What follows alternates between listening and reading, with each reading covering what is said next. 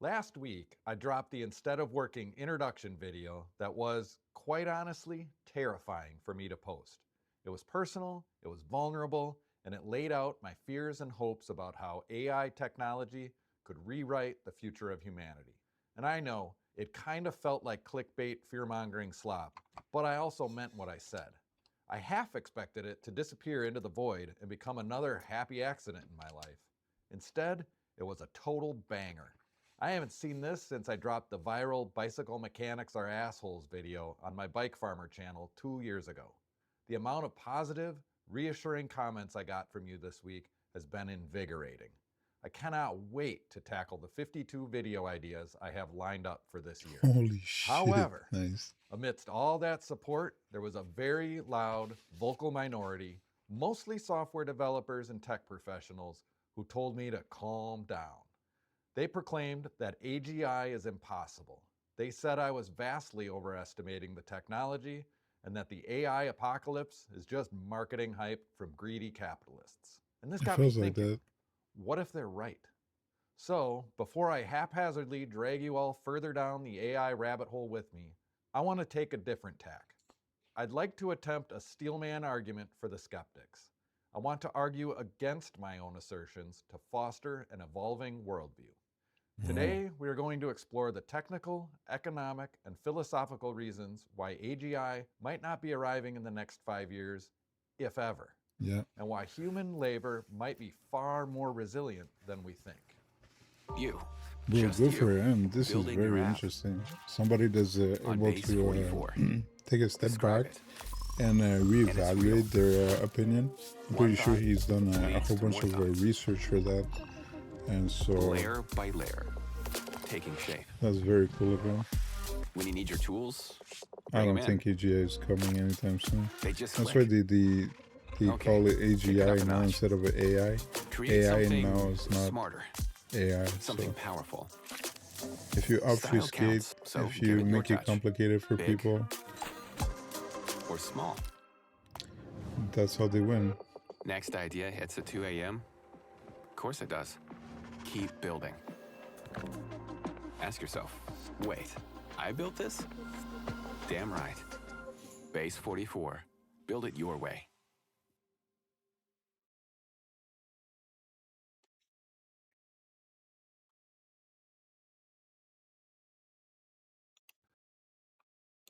Part 1, the stochastic parrot. To better understand the skeptic's view, we have to look under the hood of what we call AI today. Imagine you are in a room full of billions of books, but you don't speak the language they're written in. Let's say it's Finnish. You have no idea what the word kissa means, but you have a magical instruction manual which tells you if you see the symbol kissa, the symbol istu is 40% likely to come next. Then someone slides a paper under the door with a question in Finnish. So you use your manual, look up the probability of which symbols follow which, and slide a perfectly coherent answer back out. To the person outside, you speak fluent Finnish. You are intelligent. But inside the room, you are just matching patterns. You don't understand anything you said, even though it's possible to imagine the cat is sitting. It's a This is very exactly what interesting large way language of models are doing. explaining it. They are nothing more than stochastic parrots because they generate text based on probabilistic patterns rather than genuine comprehension. When ChatGPT writes a poem, it isn't feeling emotion. It is simply calculating that the word whippoorwill is statistically likely to follow the word lonesome. Now, from this, the argument can be made that you cannot reach general intelligence, which requires reasoning, understanding truth, and navigating the physical world simply by making a probability engine bigger. A parrot that memorizes every word in the dictionary is still just a parrot, not a brilliant YouTuber. Nice. Predicting the next word and understanding the world are two completely different modes of intellect, and you can't turn one into the other just by adding more data. Engineers fear we are hitting a wall. Models are getting better at faking logic, but they aren't actually learning to think. Exactly. This implies the hype about exponential growth is wrong. Instead, we are on an S-curve, a path that levels off, and we already seem to be near the top. Part 2, the Ouroboros. So far, the mantra of the AI boom has been scaling laws. The idea that if you simply add more data and more compute, the model gets smarter. But what happens when you run out of human data? We have already trained the models on all of Wikipedia, all of Reddit, and all the digitized books in existence. We are already seeing early signs of diminishing returns. To make a model 10% smarter, you might need 1,000% more data. Well, not necessarily 10% smarter. How he very nicely put it is that these models are just going to mimic having human intelligence. So they're just going to use a whole bunch of tricks to make you feel that this is the thing. And most likely next model would be starting to get the diminishing return, because now as we start getting a little bit more mass adoption, people are starting to interact with these models on a personal level. They feel like they can entertain relationships with these models. Well, these conversations, which would feel much more natural than what you would find on the internet, like properly written articles and whatnot. These are going to be used to train the next generation of models, or a next generation of models. This is very highly likely because we did see some Chrome extensions informing inside of their terms and condition, their privacy policy, that they are using these chat conversations and selling them to marketing companies. We don't have 1,000% more internet. So Frontier Labs are turning to synthetic data using AI to write text. Yeah, synthetic data would definitely bring about model collapse. And this is what we see when we talk about model collapse and cannibalization of the AI. This is pretty gross. To train the next AI. This sounds clever, like a perpetual learning machine, but some experts suggest it's just the snake eating its own tail. If you train an AI on AI-generated content, it's kind of like making a photocopy of a photocopy. Eventually, the image degrades. The models start to drift. They lose their nuance, the weirdness, and the edge cases of human creativity. They become smooth, average, and increasingly detached from reality. This is sometimes called model collapse. If the fuel for intelligence is novel human data, and we've already burned through the reserves, the intelligence explosion might sputter out into a plateau of pretty good, but not great. I think we've all experienced this when we see those images, hear those voices, or listen to those awful AI-generated songs. Part 3, the last mile problem. In 2016, we were warned that self-driving trucks would replace millions of truck drivers by 2020. It's now 2026. There are almost zero fully autonomous trucks on the highway. Why? Because of the 99-to-1 rule. Getting an AI to drive 90% of the time is easy. It can stay in the lane on a sunny highway. But that last 1%, the snowstorm, the construction worker waving a weird flag, the erratic deer, that problem is infinitely hard to solve. And this creates a reliability gap. For an AI to truly replace a human job, it cannot just be impressive. It also has to be reliable. If an LLM writes code that is 95% correct, that's quite impressive, but practically useless. Yeah. In software engineering, code that is 95% correct is 100% broken. I mean, this is so right. So explain to me how this would be implemented in finance or other very important industries and sectors. It makes no sense. And then What? a human has to spend hours finding the subtle bug the AI hallucinated. Much of human work is tactic knowledge, muscle memory, and intuition. It's the way a nurse knows a patient is crashing just by the color of their skin long before the machines beep. It's the way a senior developer knows a database architecture will fail in 2 years, not because of a syntax error, but because they understand the company's internal politics.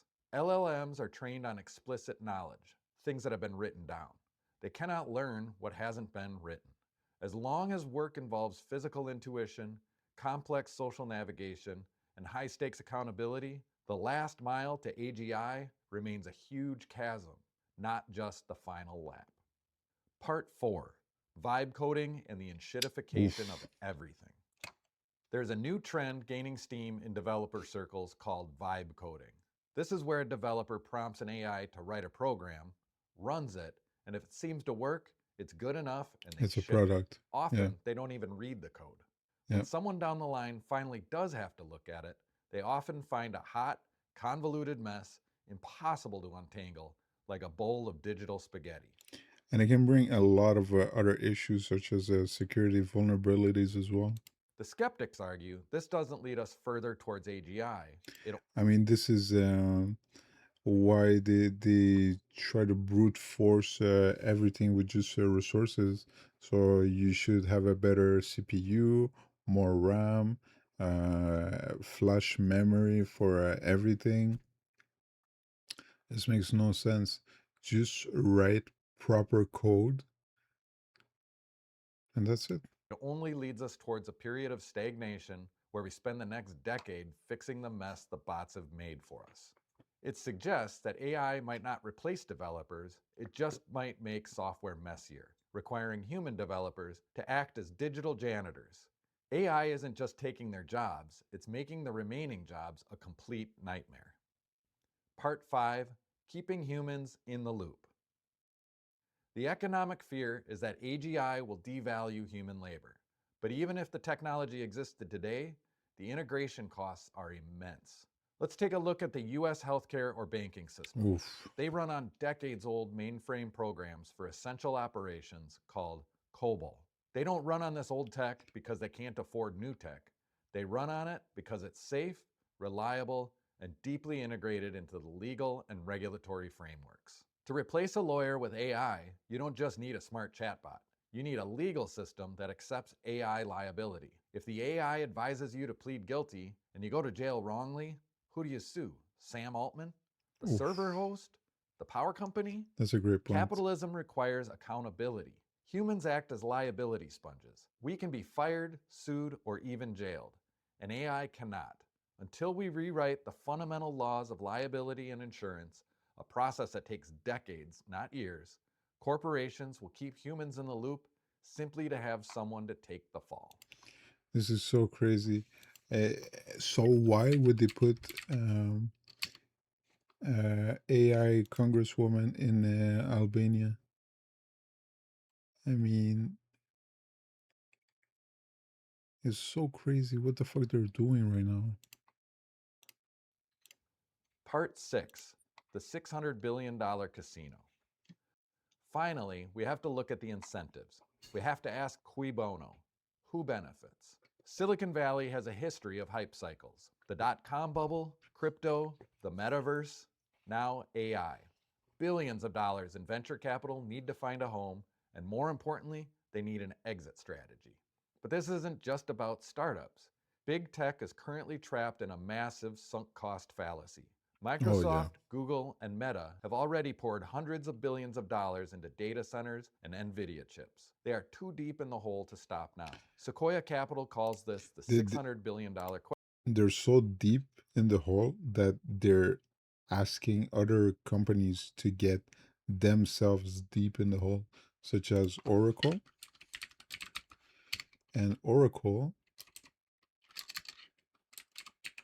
has had its biggest investor pull out 10 billion for a data center building in Michigan. So this is looking pretty interesting. So Oracle stock dropped 6%, and this is for a data center for OpenAI. So it's looking pretty funky right now. Question. but the actual revenue coming back from AI software is just a tiny fraction of that. So they're all releasing products to attract users, increase engagement, and collect more data from guess who? Us.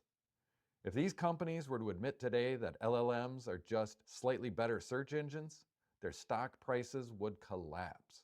They cannot stop. And it cannot happen because right now they are the 7 companies that are propping up the American economy. If they go down, if something happens right here, everything's gonna go to shit.